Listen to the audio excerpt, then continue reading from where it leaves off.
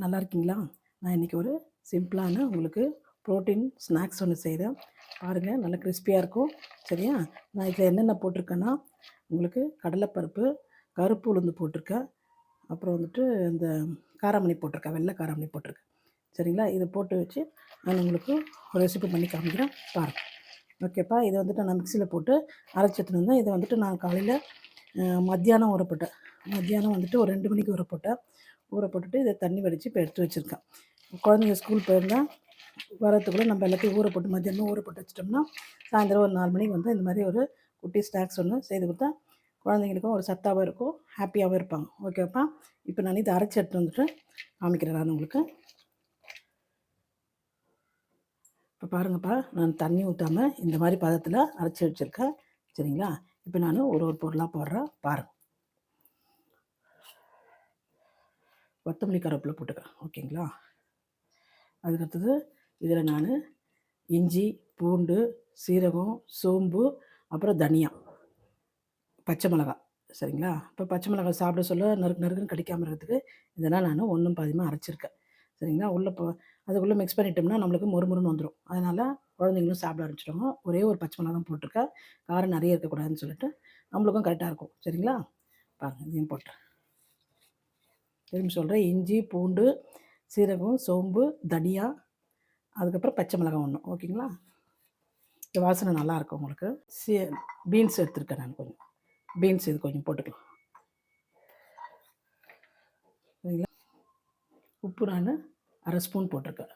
சரிங்களா? இது போதும். வெங்காயம், ஒரு பெரிய வெங்காயம் நான் ஒன்று நறுக்கி வச்சுருக்கேன், அவ்வளோ. இதையும் போட்டுக்கலாம்.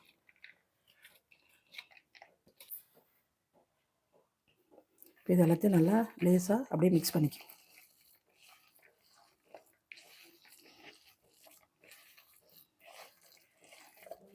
அழுத்தி பேசாதீங்க. வெங்காயம் நான் நசுங்கிடும். அதில் வந்து திருப்பி எண்ணெய் தண்ணி விடும் உங்களுக்கு வெங்காயத்தில், அப்போ எண்ணெய் இழுக்கும். அதனால் வெங்காயத்தை அழுத்தி பேசாதீங்க, லேசாக பேசி வெங்காயத்தை.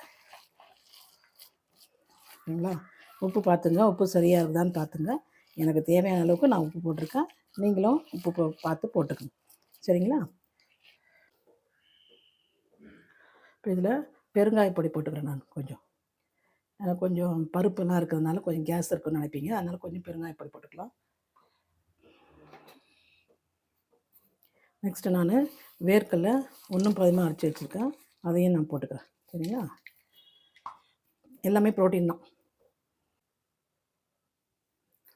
இது நான் ஒரு அரை ஸ்பூன் அரிசி மாவு போட்டுக்கிறேன், கொஞ்சம் கிறிஸ்பியாக வரத்துக்காக. ஓகேங்களா? அவ்வளோதான் இதில் போட வேண்டிய இன்க்ரீடியன்ஸு.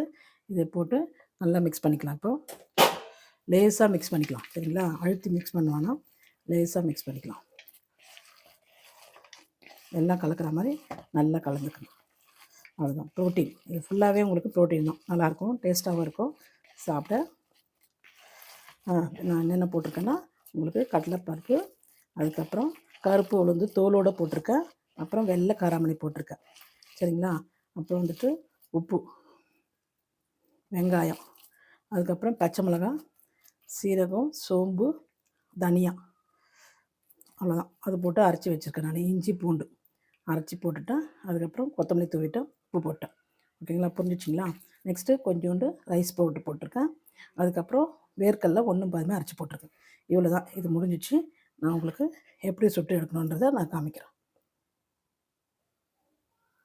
இந்த மாதிரி எல்லாம் பிசைஞ்சிட்டு இந்த மாதிரி நான் உருண்டை பிடிச்சி வச்சுருக்கேன். கொஞ்சம் இதில் கருவேப்பிலையும் கொஞ்சம் போட்டுங்க.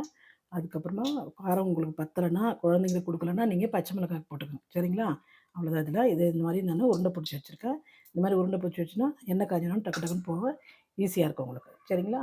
இப்போ நான் போடுறேன், ஒன்று ஒன்றா போடுறேன் பாருங்கள். இப்போ எண்ணெய் சட்டி வச்சு காய்ஞ்சிச்சு, எண்ணெய் காய்ஞ்சிச்சு. இப்போ ரொம்ப தீயில வச்சுருக்காதீங்க, மீடியமாக வச்சு செய்யுங்க, கருகாது உங்களுக்கு. இப்போ பாருங்கள், இப்போ எண்ணெய் காய்ஞ்சிச்சான்றதுக்கு இதுதான் மேலே வருது பாருங்கள். அந்த மாதிரி மேலே வர சொல்ல நம்ம போட்டுடலாம். இப்போ எண்ணெய் மீடியமாக இருக்குது, காய்ஞ்சல. ரொம்ப காய்ஞ்சிச்சுன்னா கருகிடும் உங்களுக்கு, உள்ளே இருக்கிறது வேகாது. மேலே மட்டும்தான் ரெட்டாக இருக்கும், அதனால் உள்ளே இருக்கிறது வேகாது. இப்போ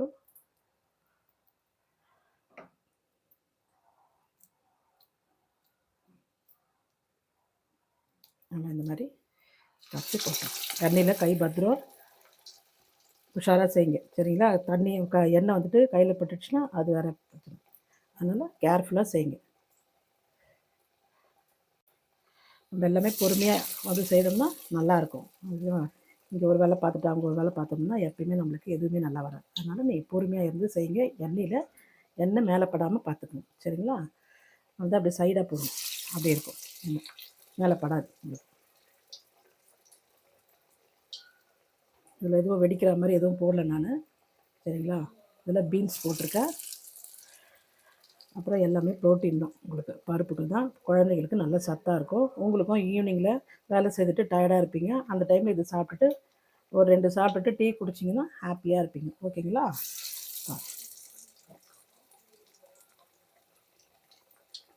இப்போது நெக்ஸ்ட் நான் அடுத்தது நெக்ஸ்ட் ரவுண்ட் போட்டேன். இது வேகட்டும் நல்லா நான் காமிக்கிறேன். இந்த மாதிரி இப்போ நல்லா திருப்பி விட்டு பொறுமையாக ஒரு 5 நிமிஷம் சிம்லேயே வச்சு வேக வச்சோம்னா நம்மளுக்கு உள்ளே நல்லா வெந்துடும், மேலேயும் நல்லா கிறிஸ்பியாக வரும் உங்களுக்கு. சரிங்களா? அதை அப்படி திருப்பி விட்டுட்டு இருக்கேன். பாருங்கள், இன்னும் ஒரு 2 நிமிஷம் இருந்தால் போதும். ஓரளவுக்கு கலர் வந்துடுச்சு நம்மளுக்கு. இன்னும் கொஞ்சம் 2 நிமிஷம் போதும்.